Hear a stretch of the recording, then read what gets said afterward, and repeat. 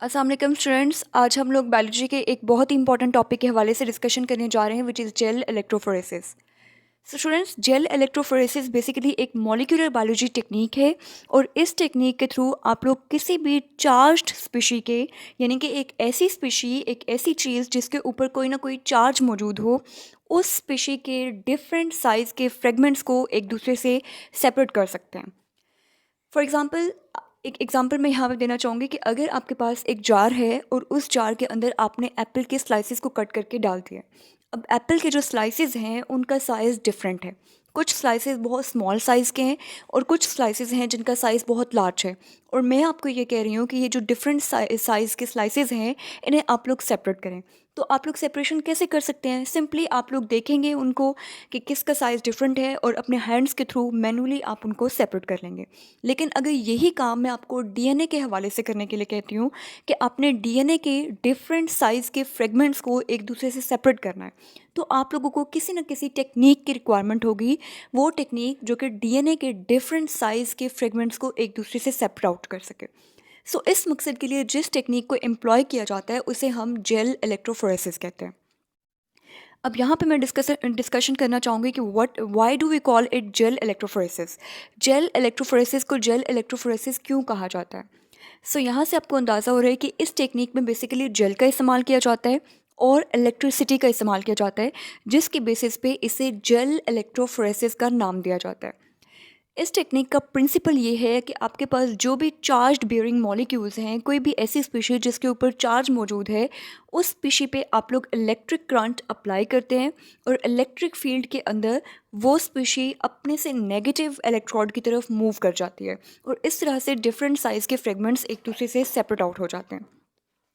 अब स्टूडेंट्स, यहाँ पे हम इसके मैकेनिज्म के हवाले से डिस्कशन करेंगे कि मैकेनिज्म बेसिकली किस तरह से प्रोसीड करवाया जाता है। सो यहाँ पे आप लोग देख सकते हैं कि ये ब्लू कलर में आपको एक जेल शो करवाया गया है। ये जो आपको स्क्वायर नज़र आ रहा है, ये बेसिकली जेल है। और जेल आप लोग नॉर्मली, जैसे आप लोग अपने हेयर के लिए जेल यूज़ करते हैं, तो आपको पता है कि जेल बहुत सॉफ्ट कंसिस्टेंसी का होता है। जेल एक बहुत ही सॉफ्ट सी चीज़ को, एक लिक्विड नेचर, एक ट्रांसपेरेंट सा स्ट्रक्चर होता है जिसे आप जेल का नाम देते हैं। तो यहाँ पे भी ये जो जेल है, पॉलीएक्राइलेमाइड या एगारोस जेल, ये भी बिल्कुल उसी तरह की कंसिस्टेंसी का होता है। बहुत सॉफ्ट सा, बहुत ट्रांसपेरेंट सा ये आपके पास जो है वो इसकी अपीयरेंस होती है।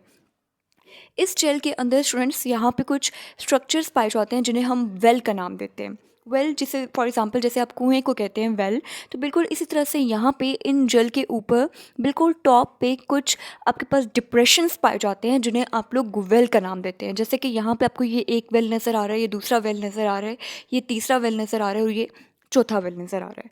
अब ये हो गया आपका जेल। अब इस जेल को आप लोग एक कंटेनर के अंदर प्लेस कर देते हैं और फिर आप उसको कनेक्ट कर देते हैं इलेक्ट्रिक सप्लाई से या पावर सप्लाई से। यहाँ पे आपको इसके दो टर्मिनल्स नज़र आ रहे हैं। पहला टर्मिनल आपको नज़र आ रहा है कैथोड, जो कि नेगेटिव टर्मिनल है बैटरी का, और दूसरा नीचे आप लोगों को टर्मिनल नज़र आ रहा है एनोड, जो कि बैटरी का पॉजिटिव टर्मिनल है। और इस तरह से ये आपने यहाँ पे इसके साथ बैटरी कनेक्ट कर दी है, जिसका एक टर्मिनल नेगेटिव है यानी कि कैथोड और एक टर्मिनल पॉजिटिव है यानी कि एनोड। अब स्टूडेंट्स, होगा क्या? हम इस प्रोसेस को कैसे परफॉर्म करते हैं कि जिस डीएनए को हमने सेपरेट आउट करना है, उस डीएनए के डिफरेंट जो चंक्स हैं, डिफरेंट जो मॉलिक्यूल्स हैं। अब देखिए स्टूडेंट्स, हम लोग फॉर एग्जांपल हमारे पास डीएनए के बहुत सारे फ्रेगमेंट्स हैं और एक मिक्सचर है। हम उसको बाय हैंड सेपरेट नहीं कर सकते क्योंकि हम डीएनए को देख नहीं सकते। डीएनए बहुत स्मॉल मॉलिक्यूल्स हैं। सो इस वजह से वो जो मिक्सचर है जिसके अंदर डीएनए के डिफरेंट फ्रेगमेंट्स पाए जा रहे हैं, उस मिक्सचर को आप लोग यहाँ पे इस वेल में भी पोर कर देंगे, यहाँ पे इस वेल में भी कुछ अमाउंट पोर करेंगे, यहाँ पे भी और यहाँ पे भी। आप लोग हर वेल में, चारों वेल में आप लोग कुछ कुछ अमाउंट डीएनए के मिक्सचर की पोर कर देंगे। उसके बाद आप लोग इलेक्ट्रिक सप्लाई को कनेक्ट कर देंगे। इलेक्ट्रिक सप्लाई की कनेक्शन के बाद अब होगा क्या कि डीएनए, आपको पता है, एक नेगेटिवली चार्ज स्पीशी है। डीएनए पर हमेशा नेगेटिव चार्ज पाया जाता है। तो डीएनए के नेगेटिवली चार्ज मॉलिक्यूल्स आपकी बैटरी के पॉजिटिव टर्मिनल की तरफ मूव करना स्टार्ट कर देंगे, यानी कि एनोड की तरफ मूव करना स्टार्ट कर देंगे। और इस तरह से डीएनए के मॉलिक्यूल्स आपके जेल के ऊपर सेपरेट आउट होना स्टार्ट हो जाएंगे। अब स्टूडेंट्स, यहाँ पे होगा क्या अगेन वो एप्पल वाली जो आपको एग्जांपल मैंने दी वो अपने माइंड में रखिएगा कि जिस तरह से एप्पल के डिफरेंट स्लाइसेस है और उन स्लाइसेस को आप लोगों ने सेपरेट करना है, तो आप लोग सिंपली उनको देख सकते हैं इजीली, अपने हैंड्स के थ्रू आप उनको सेपरेट कर सकते हैं। डीएनए के केस में वो पॉसिबिलिटी नहीं थी, इसलिए डीएनए के जो डिफरेंट फ्रेगमेंट्स थे उसके मिक्सचर को हम लोगों ने यहाँ पे वेल्स में पोर कर दिया और फिर हम लोगों ने इलेक्ट्रिक सप्लाई ऑन कर दी।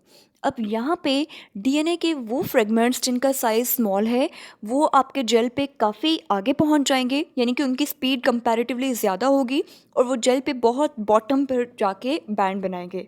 और डीएनए के वो फ्रेगमेंट्स जिनका साइज़ कंपैरेटिवली लार्ज होगा, यानी कि जो बड़े बड़े स्लाइसिस हैं, फॉर एग्जांपल एप्पल के जो बड़े स्लाइसिस होंगे या यहाँ पर डीएनए के जो लार्ज फ्रेगमेंट्स होंगे, वो आपके पास इस जेल पे काफ़ी पीछे रह जाएंगे क्योंकि उनका साइज़ कंपैरेटिवली लार्ज है। स्टूडेंट्स, ये बिल्कुल ऐसे एग्जांपल है जैसे फॉर एग्जांपल ट्रैफिक है और ट्रैफिक के दौरान आपको पता है छोटी गाड़ियाँ आराम से आगे निकल जाती हैं और बड़े ट्रक्स वगैरह जो है वो वहाँ पे फंस जाते हैं। तो बिल्कुल इसी तरह से यहाँ पे जेल के केस में जो डीएनए के स्मॉल फ्रेगमेंट्स होंगे वो मूव करके आगे आ जाएंगे और जो डीएनए के लार्ज फ्रेगमेंट्स होंगे जिनका साइज़ बड़ा होगा वो आपके पास बैंड पे इस जेल पे उनकी मोटिलिटी बहुत कम होगी, उनकी स्पीड कम होगी और उनके बैंड्स आपके पास काफ़ी टॉप की तरफ ही बनेंगे, यानी कि वेल्स के करीब करीब ही बनेंगे।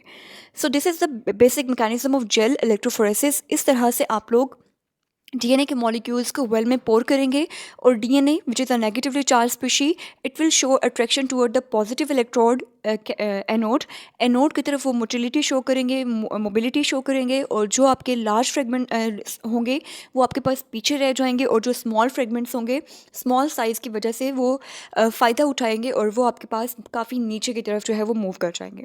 सो अगर मैकेनिज्म के पॉइंट्स को डिस्कस किया जाए, सो आप लोग यहाँ पे देख सकते हैं कि charged molecules of DNA poured in well will start moving towards anode, यानी कि वो एनोड की तरफ मोटिलिटी शो करेंगे। अगेन आपको पता है कि like charges always repel each other and unlike charges attract each other.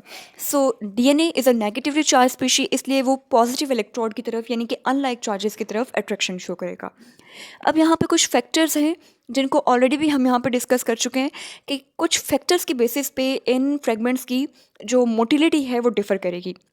जो स्मॉलर फ्रेगमेंट्स होंगे वो आपके पास उनकी स्पीड कंपैरेटिवली ज़्यादा होगी और जो लार्ज फ्रेगमेंट्स होंगे उनकी स्पीड कंपैरेटिवली कम होगी। इस चीज़ को अपने माइंड में रखने के लिए हमेशा आप ट्रैफिक की एग्जांपल लीजिएगा कि जो स्मॉल ऑटोमोबाइल्स होते हैं वो इजीली मूव कर जाते हैं, वो आगे निकल जाते हैं और जो बड़ी चीज़ें होती हैं जिनका साइज़ बड़ा होता है वो वहाँ पे उनके लिए हिंड्रेंस भी ज़्यादा होती है। फिर अगर हम लोग डीएनए के सिंगल स्ट्रैंडेड और डबल स्ट्रैंडेड के हवाले से बात करें तो स्टूडेंट्स, डबल स्ट्रैंडेड में अगेन वही बात है कि डबल स्ट्रैंडेड अगर आपके पास डीएनए है तो उसका साइज़ कंपैरेटिवली लार्जर है और जो सिंगल स्ट्रैंड्स हैं उनका साइज़ कंपैरेटिवली स्मॉलर है। इस वजह से सिंगल स्ट्रैंड जो है वो यहाँ पे ज़्यादा मोटिलिटी शो करेंगे, ज़्यादा स्पीड शो करेंगे as compare to double stranded. और लीनियर मॉलिक्यूल्स की भी स्पीड कंपैरेटिवली फास्ट होगी as compare to the circular molecules. So इस तरह से डिफरेंट फैक्टर्स की बेसिस पे आपके डीएनए के डिफरेंट फ्रेगमेंट्स सेपरेट आउट हो जाएंगे ऑन द जेल और जब ये सेपरेट हो जाएंगे उसके बाद आप इनको ईजिली विजुअलाइज कर सकते हैं। अब स्टूडेंट्स, यहाँ पे अगेन डीएनए आपको पता है कि एक बहुत ही स्मॉल मॉलिक्यूल है, नेकेड आई से आप इसको नहीं देख सकते। सेल भी बहुत स्मॉल है, तो सेल से फिर अंदर न्यूक्लियस है जो कि बहुत स्मॉल है और न्यूक्लियस के भी अंदर फिर आपके पास डीएनए है। सो इनको विजुअलाइज करने के लिए आपको कुछ डायस का इस्तेमाल करना पड़ता है जो कि ऑल्दो आपकी बुक में डिस्कस नहीं किए गए, लेकिन उनमें सबसे कॉमन डाई है इथिडियम ब्रोमाइड। सो इथिडियम ब्रोमाइड एक रेड कलर का डाई है। उस डाई को आप यहाँ पे जब पोर करते हैं तो वो डीएनए के लिए अट्रैक्शन रखता है और डीएनए पे जाके बाइंड कर जाता है। जब वो डाई आपका डीएनए पे बाइंड कर जाता है और फिर आप अपने इस जेल को यूवी लाइट में एल्यूमिनेट करते हैं, यानी कि अल्ट्रावायलेट लाइट में देखते हैं, तो ईजिली आपको डीएनए के मॉलिक्यूल्स सेपरेट आउट होते हुए नज़र आते हैं। So this was a technique which is use to separate the different size fragments of any charge bearing molecule. इस तरह से आप किसी भी चार्ज स्पीशी के डिफरेंट साइज के फ्रेगमेंट्स को बआसानी सेपरेट आउट कर सकते हैं। Thank you so much. अल्लाह हाफिज़।